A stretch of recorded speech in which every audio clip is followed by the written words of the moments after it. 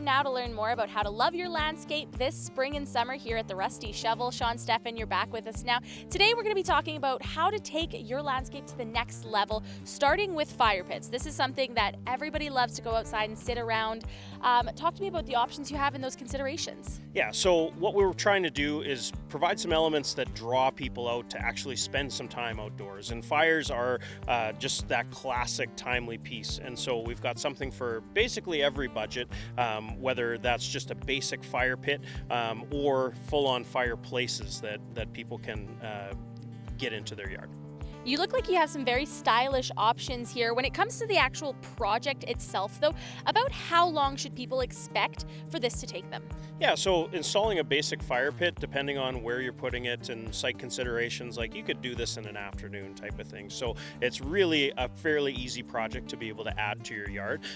Or we've got stuff that is like a full fireplace that can be just put into place pre-constructed. Those are going to get dropped in by machine. They can generally require a concrete pad and some piles underneath of it. So obviously a little bit more lead time on something like that.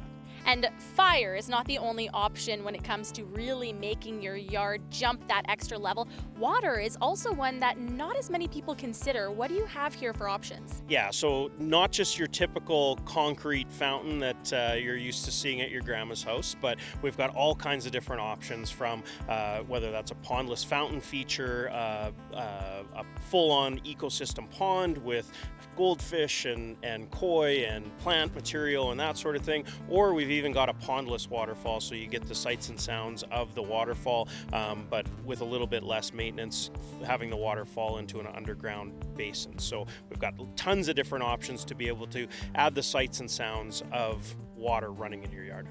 And adding the water features, it could be a bit of a bigger project. How long should people expect this one to take if this is something they want to add to their yard this spring? Yeah, so doing a fountain feature, that could be done inside of a day on a weekend type of thing. So come down and see us on Saturday, pick it out, install it on Sunday, you have it running. Or if you're getting into something like a pond, could be a couple days, a week, as big as you want to make it. If either of these projects seem too overwhelming for somebody to start, remind us again how your team here can help. Yeah, so the planning segment of your project, we definitely will fill you in on what's involved so you don't get in over your head. If you want to do the work yourself, we're going to hold your hand through it, give you the best construction techniques. And then if you want to hire somebody to do it for you, we've got a network of contractors that we can refer to do the job for you as well. Awesome. Thanks so much, Sean. That's it for this edition of Love Your Landscape. As always, you can head on over to therustyshovel.ca for more information. Love Your Landscape, brought to you by The Rusty Shovel.